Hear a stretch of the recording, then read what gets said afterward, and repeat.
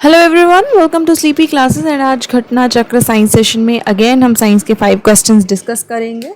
Eight the end please मुझे अपना score comment करके बताना एंड कोई भी क्वेरी हो वो भी आप कमेंट करके बता सकते हैं। सो पहला क्वेश्चन है हमारा, the organ affected by malaria is. Malaria से कौन सा ऑर्गन यूजुअली अफेक्ट होता है? ऑप्शंस हैं A heart, B lungs, C kidney या डी स्प्लीन। आप वीडियो पॉज कर सकते हैं एंड अपना आंसर सोच सकते हैं। तो इसका करेक्ट ऑप्शन है ऑप्शन नंबर डी, स्प्लीन। ठीक है, तो जो मलेरिया है, मलेरिया यूजुअली होता कैसे है? मलेरिया जो है वो किससे ट्रांसमिट होता है? बाय अ प्लाज्मोडियम पैरासाइट। ठीक है, एक प्लाज्मोडियम पैरासाइट है जो इसको कॉज करता है एंड इसका जो कैरियर एजेंट है, ठीक है, वो कौन सा है हमारा? That is female anopheles mosquito. ठीक है, सो ये आपने दोनों चीज़ें अच्छे से याद करनी है कि ये क्या है। It is transmitted by this, जो ट्रांसमिट ऐसे होता है, लेकिन इसका जो कैरियर है, कैरियर ऑर्गेनिज्म है, that is female anopheles mosquito. ठीक है, ये इसका कैरियर जो है वो एजेंट है। ठीक है, अब ये जो मलेरिया है, मलेरिया में क्या होता है? यूजुअली जो स्प्लीन हमारा होता है, स्प्लीन क्या होता है? एकदम से बहुत ज़्यादा क्या होता है? एनलार्ज हो जाता है। इसकी क्या हो जाती है? एनलार्जमेंट हो जाती है एंड ये सबसे ज़्यादा फिर क्या होता है? अफेक्टेड ऑर्गन हो जाता है मलेरिया में। मलेरिया को यूजुअली हम ट्रीट कैसे करते हैं? जो एक बहुत ही ओल्ड ट्रेडिशनल वे है इसको ट्रीट करने का, वो ओल्ड एज ड्रग है, दैट इज़ क्विनिन। ठीक है, क्विनिन को यूजुअली यूज़ किया जाता है for the treatment of malaria. And इसके अलावा जो और ड्रग्स यूज़ की जाती हैं वो है कैमागुइंग, डाराप्रिम, देन रेसोशन, ठीक है, एक्सेट्रा। ये सारी ड्रग्स यूज़ की जाती हैं।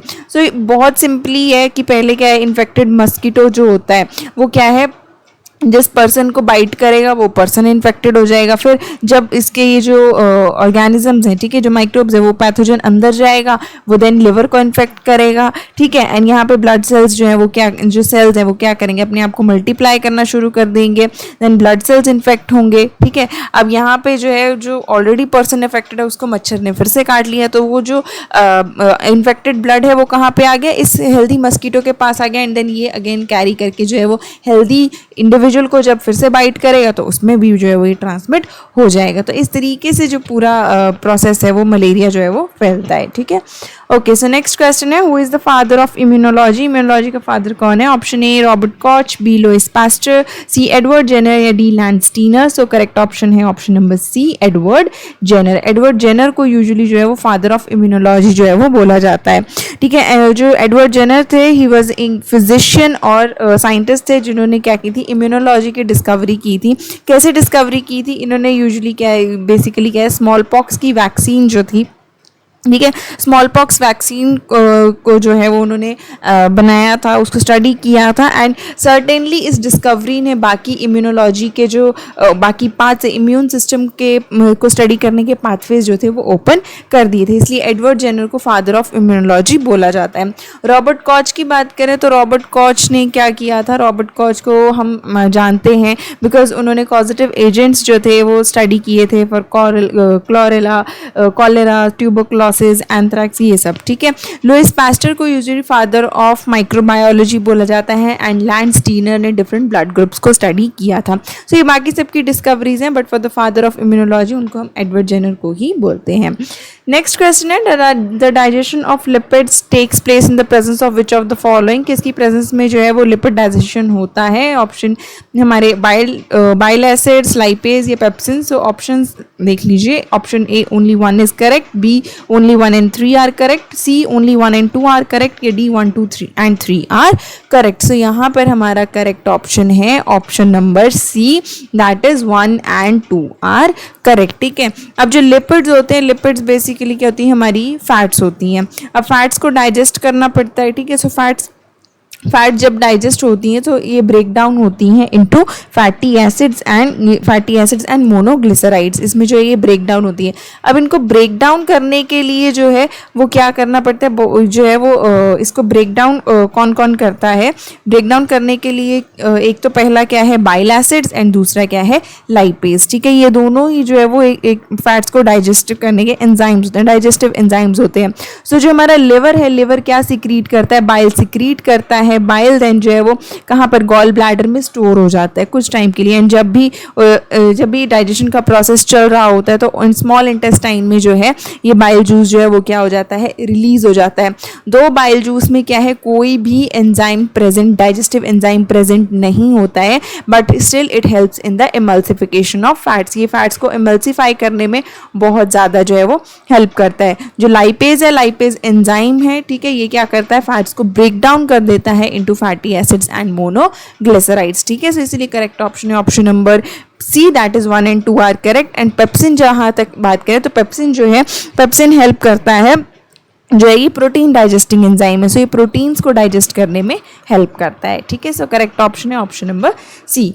नेक्स्ट क्वेश्चन है the chemical use for destroying fungi in water tank is, ठीक है, जो केमिकल हम यूज करते हैं फंजाई को डिस्ट्रॉय करने के लिए, ऑप्शंस है A nitric acid, B zinc sulphate, C magnesium sulphate या डी कॉपर सल्फेट। सो यहाँ पर करेक्ट ऑप्शन है हमारा option number D, copper sulphate. Copper sulphate को हम बहुत पॉपुलरली और क्या बोलते हैं, किस नाम से बोलते हैं, ब्लू विट्रॉयल के नाम से भी इसको जो है वो जानते हैं।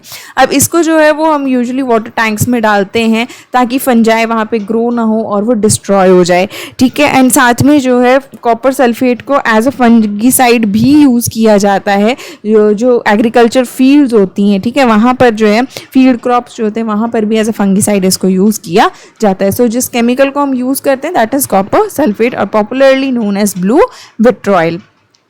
आज का हमारा लास्ट क्वेश्चन है the concept of expanding universe is based on, ठीक है, एक्सपैंडिंग यूनिवर्स का कॉन्सेप्ट किस चीज़ पे बेस है, option A Doppler effect, B Stark effect, C Zeeman effect या डी रामन इफेक्ट। सो यहाँ पर हमारा करेक्ट ऑप्शन है option number A, Doppler effect. अब डॉपलर इफेक्ट जो हमारा एक्सपैंडिंग यूनिवर्स का कॉन्सेप्ट है वो डॉपलर इफेक्ट पे ही बेस है।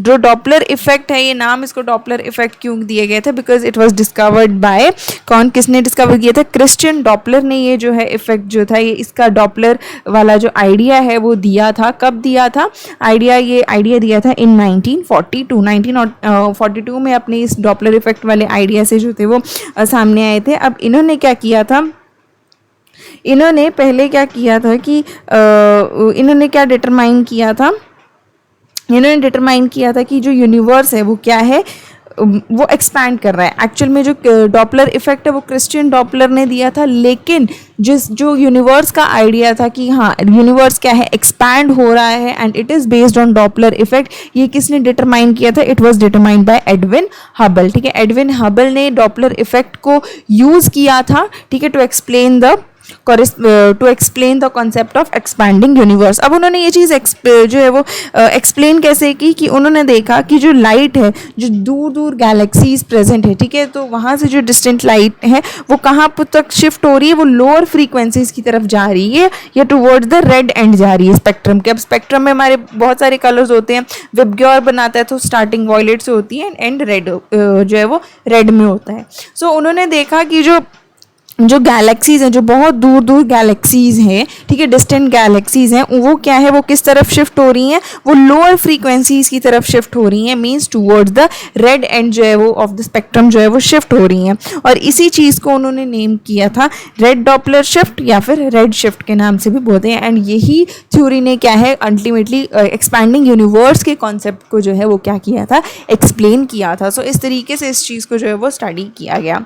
सो ये थे हमारे आज के 5 क्वेश्चंस एंड आई होप आपको इनके आंसर्स क्लियर हो गए होंगे। प्लीज़ मुझे अपना स्कोर कमेंट करके बताना एंड साथ में नेक्स्ट आप कौन से टॉपिक पे क्वेश्चंस करना चाहते हो वो भी कमेंट कर सकते हो, और अगर कोई क्वेरी है तो वो भी आप कमेंट करके बता सकते हो।